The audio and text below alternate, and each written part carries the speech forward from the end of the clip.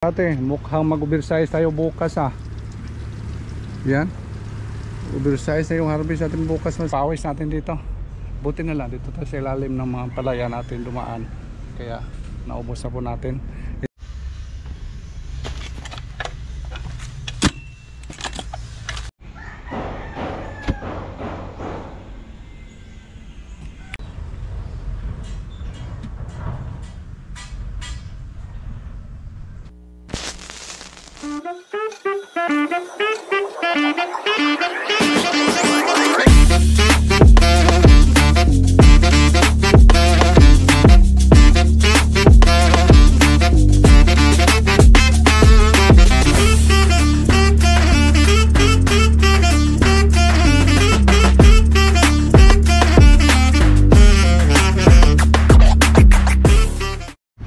Wow, good morning mas ate. Mukhang mag-oversize tayo bukas Yan.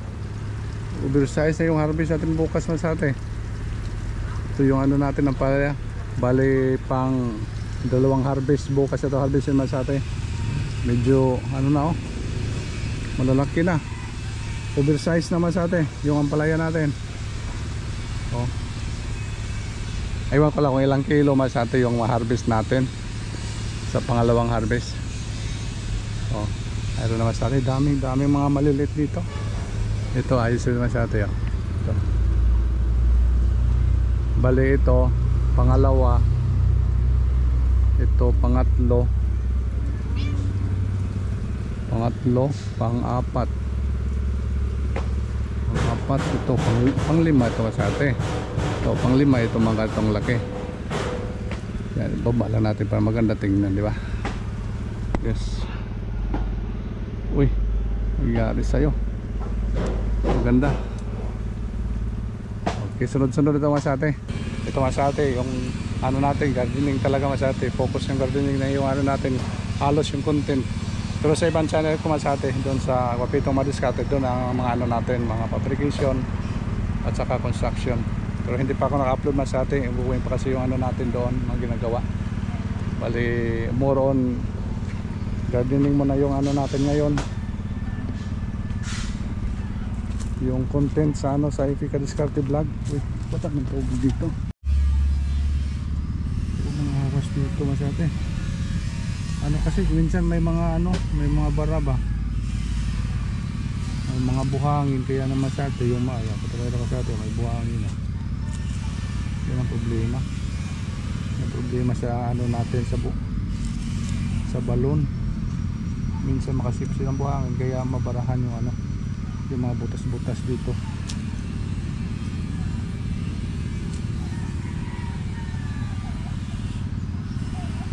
So ito pag dami-damihan na ng butas. Dagdagan na ng butas masate. Okay masate, nakita na natin yung harvestan natin bukas. Ngayon yung ano natin kasunod na mga palaya masate, lagyan natin ng mga poste kasi alams na ng ano masate, ng gapang na halos dala tayo na pang butas. Yung poste natin dinala kahapon, i-ano natin itayo ngayon. Kahit hindi mo na lagyan natin sa taas ng mga ano, mga string, at least lagyan mo natin poste. I-focus muna natin dito sa mga ano natin, sa mga maliliit ng palaya. Tingnan niyo masate wow. Ito muna yung gagawin ko ngayon. Solo flight muna tayo masate kasi may kasate boys natin doon sa kabila. Yan, tingnan nyo masate haba na masate diba? Ito yung kasunod natin. Punta yan doon. Medyo mahaba ito masate. Ginawa ko na itong 4 na plat masate kasi ano, may extra kasi tayong ano, may extra tayong mga seedling. Kasi ang original talaga masate, yung isa doon na plat na hindi na natin na linis, yun sana, pero sayang kasi may mga bunga pa kaya ginawa natin masate. Yung 3 na natin, yung sa pitsay natin yun, tinaniman natin masate. Tinaniman natin gitna para doon sa gilid yung pitsay. Sayang kasi yung ano, bali isang plat lang, isang plat sana yun doon, yung ginamit natin na lang dito. Kinabit na lang, tinanim na lang natin dito masate. Kaya lagyan natin ng poste ngayon para lang makaangat lang sila. kunin natin yung mga poste dito. Wow, ganyan natin masati pagdami ito yung isang pwesto natin doon kung mataniman. Konsultehin tayo masati na maganda yung panahon, hindi tayo palaging umuulan, yan baka makaganyan tayo masati. Yung poste natin dito hindi na kahapon, dali natin doon dito sa ano natin, sasakyan.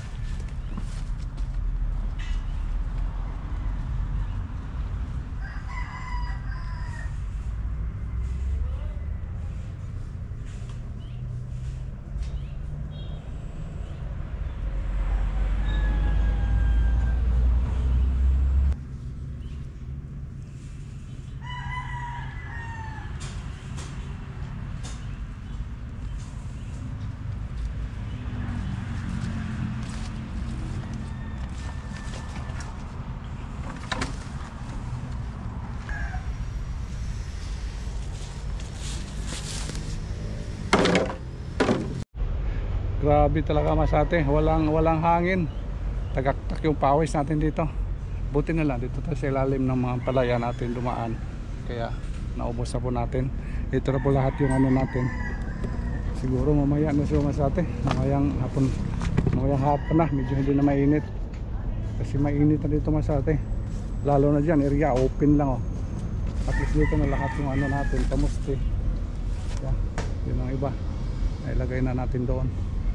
Kung ganda ito man ng mga madaling araw ba, umaga, pag siguro pwede makaya na sa atin. Habit tayo mga ilang poste lang hanggang sa makaya natin. Sayang kasi nakaangat na yung mga palaya natin. Kailangan na talaga matayuan natin ang poste para malagyan na lang kahit tali lang dito sa sa may ang palaya lang banda, para lagyan natin pagapang pataas masyate. Kahit huli nila yung dito, okay lang yan. Yung tubo natin dati sa pipino, hindi ako na natinanggal sa atin kasi yan na lang gagamitin din natin. Ito na lang i-inline na lang natin sa mga poste natin dati ang palaya bali dito sa Masate. Tapos yung isa doon na naman, siguro yung dulo kasi yung ilalim niyan simento. Ano lang siguro sa atin, yung tubo lang gamitin natin. Mahirap kasi pag ibaon natin, di mabaon kasi makapal yung simento dyan. Maglagay lang siguro tayo mas mga ilang poste doon sa katapusan. Kaya muna natin masante. Siguro maglagay tayo sa katapusan, tapos lagyan na lang natin ng latid para talaga straight. Grabe, buti dito, hindi mainit dito masante. Relax muna tayo dito. Wala naman dito yung natin, wala naman dito yung busing. Ganun talaga masante pag walang busing. Ayan, relax. Ewan ko lang yung mga katauhan natin doon kung anong ginagawa ngayon. Tayo nagtatrabaho, baka doon relax. Pero okay lang, basta relax muna, tapos trabaho, yun lang. Kahit walang mamasid. Ay inline natin dito yung tubo natin, pero medyo malayo na sa atin, hindi kaya babagsak to. Kung sakaling lagyan natin sa mga gitna, alalayan na lang natin, yun ang mangyari. Dito lang siguro natin uy, malayo pala yung doon hindi na sentro sa natin, poste. Kawayan ra ba to? Medyo hindi matibay. Buti kasi doon simento yung natin do poste.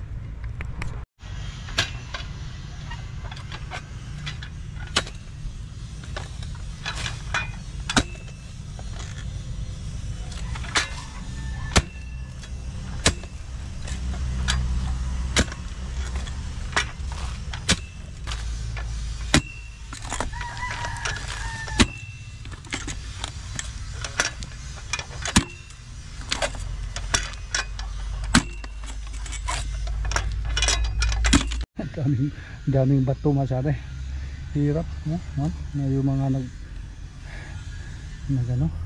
dami nakaharang. Yan lang, pwede na yan.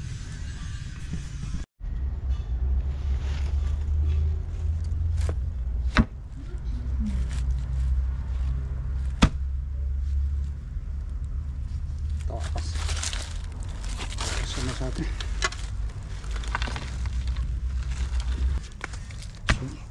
Sobra 1 kilo yung baon natin. Tibay na yan sa atin.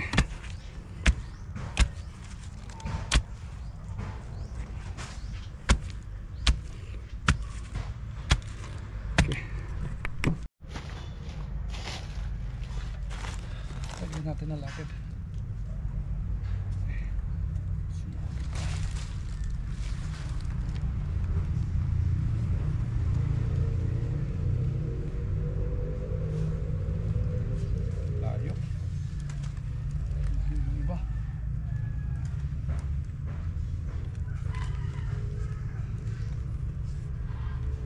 Tanim natin layo.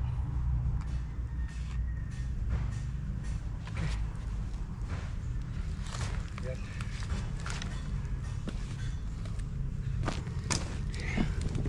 Pahinga natin sa atin, at least magyan pa natin ng latid pa tayo doon sa isang poste.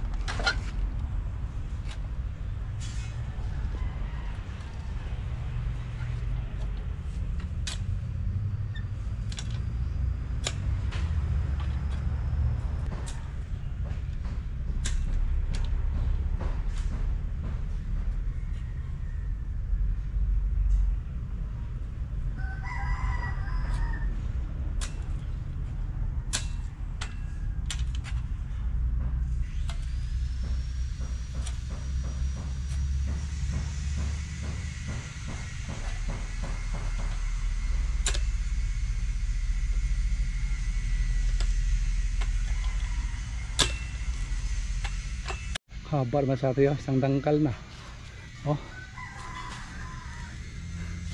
Yung pagtanim natin dito, mga 99.9% masate yung pagtanim natin dito. Siguro mga 2 lang yung napalitan natin. Talaga lahat buhay na buhay. 2 lang yung hindi nabubuhay masate. Kaya yan, pagkapang na sa taas mo, ganda naman to. medyo malayo yung agwat niya doon sa harap at saka dito. Dapat ito andito na mga siguro mga 1 meter na yung ano haba masati galing dito ba sa lupa sa palat natin. Okay yan, at least mag-abot sila masati pag tapos natin harvest doon. Dito na naman siguro mga 3 harvest na, pero okay lang, at least na ano natin masati na step by step yung paggawa natin dito pagtanim. Pahinga muna tayo masati, medyo grabe yung init. Mamaya na masati hapon tapusin natin to. Kahit mga ilang poste makatayo tayo, okay lang yan. Okay, hinga muna tayo. Lalim na, napo tayo sa may buhangin.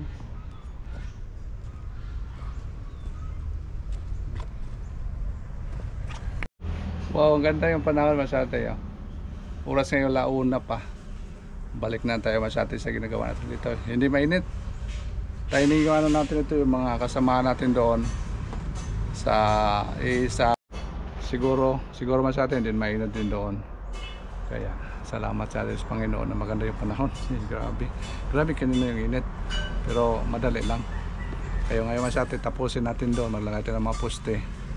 Kaya pasalamat po tayo sa ano masate, sa Panginoon na binigyan tayo ng pagkakataon. Alam niyo masate, yung ginawa natin extension doon sa kabila, may 2 tao natin na nakatrabaho sa atin, di ba? Dami kasi nangangailangan ng trabaho masate. Kaya sana palarit pa tayo, gawa pa tayo ng mga maraming extension para naman mabigyan yung ibang mga bakante o walang mga trabaho masate. Sa pamagitan natin ginawa nito, yung advocacy natin dito sa area natin na gawa tayo ng mga pwesto na sana successful para din matulungan na yung ibang mga tao na nangangailangan, walang mga trabaho. Yung owner masate, na sa ano sa lupa, may kakilala siya, may bakante daw yung trabahador, kaya nakatrabaho sa atin, di ba? Sa atin kahit wala tayong pira, may problema kasi yung financial. Kaya medyo ano lang masabi, dandahanin lang natin kung sakaling na ano tayo maka move forward na talaga ba, sana makatulong tayo sa iba pa nangangailangan. Dami kasi nangangailangan. Problema lang sa atin yung mga ibang lupa, ayaw pa trabaho, ayaw pa pagalaw. Kaya pasalamatan tayo sa owner doon sa ngayon. Siya nga pala kay Sir George na ano masate, willing siya ipapatrabaho yung lupa niya, bakante naman daw. Tapos nagbiro pa ngayon yung misis niya masate, si ate nagbiro pa nga may isa pang lupa, bakante pa daw masate. Kaya sabi ko na ano, tapusin mo na dito yung area, sakaling okay dito yung area, maganda yung resulta natin dito. Kasi 5 years yung ano namin masate, yung kontrata namin doon. Kaya ubusin ko yung lupa nila masate pagtanim, para magamitan, para yung mga tao nangangailangan ng trabaho, mabigyan natin ng trabaho. Yun ang advocacy ako tumasate, hindi lang sa sarili natin, kundi sa mga ibang tao na katulong din tayo. Kaya sana successful tayo. Yung dati nating tauhan, yung si Eric Masate, ayun bumalik na sa atin. Yan, thankful ako masate na mayroon ng 3 taon na yun sa isang area natin, sa new farm natin. May 3 taon na doon, may nag-grass cutter. At saka ako lang dito masate. Okay lang dito, dahan-dahanin ko lang ito. At sakaling hindi tayo ipit sa financial, pwede na ngailangan natin ng tao, tayo masate. At least yung gagawin ko masate, yung management na lang ba, yun, para supervise sa mga ano natin area. Yun sana mangyari, sana ho. Kaya pray na naman sa atin, ipag-pray naman sa atin yung mga plano ko dito sa buhay, dito sa area namin. More on farming niya yung ano ko, focus kasi nakita ko yung mga lupa, dami yung mga lupang bakante sa atin. Sana maano ba sa atin, marating sa kanila na ang lupa talaga kaya lang gamitin. Sayang talaga sa atin na daming naghihirap dahil yung lupa nakatibangwang. Kaya gawin natin din naman sa atin. Kaya ngayon sa atin, tapusin natin yung ano doon, yung paglalagay ng mga poste. Let's go. Grabe, daming daldal yung mga ano natin sa atin, yung seedling. Siguro mga bukas na sa atin, mag-ano na tayo, maglatag na tayo dito ng mga seedling na mga panibagong seedling natin para dun sa kabila. mapatingin ka talaga masate sa mga tanim mo, nagdaan mo ba ganito ba, ang ganda yan, ganda masate. Dito ka dadaan, tapos yung mga area doon daming mga tumutubo pa, mga maliliit pa yan. Tapusin natin dito masate, baka maabutan na tayo, magapang na yung iba.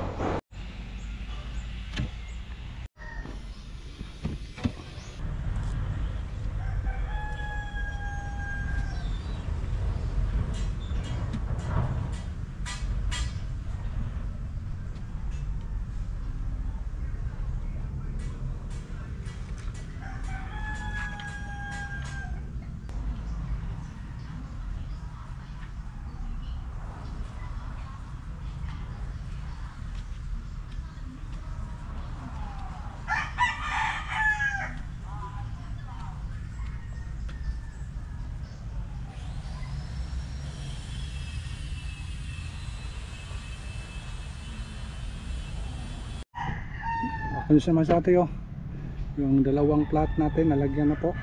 Bali yung sa katapusan na lang masate yung ano natin kulang. Problema kasi doon ay simento yung lalim, baka gamit na siya natin yung tubo o ano.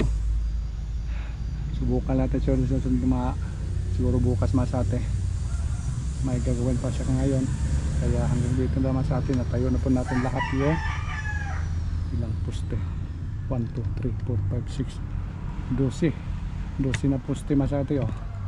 Diba? Ayos na yun masate. At least may nagawa tayo ngayon. Hindi na tayo mahihirapan masate. Pagtali na lang yan para makaakyat na to yung mga ano natin, yung mga ampalaya. Umpisa na kasi gumagapa masate. Baka maano tayo ba? Mahabol tayo nila. Yan. Kaya salamat masate. Hanggang dito na lang yung vlog natin. Yan oh. Tingnan nyo masate oh. Na araw yan, wala na dito na yan sa taas. Ganda kasi ditso siya masate pag ano angat, tuloy-tuloy yung pag ano nila. Kaya see you next vlog masate. Ito muna yung kaganapan ngayong araw, paglagay natin ng mga poste dito sa area natin dito sa Budiga.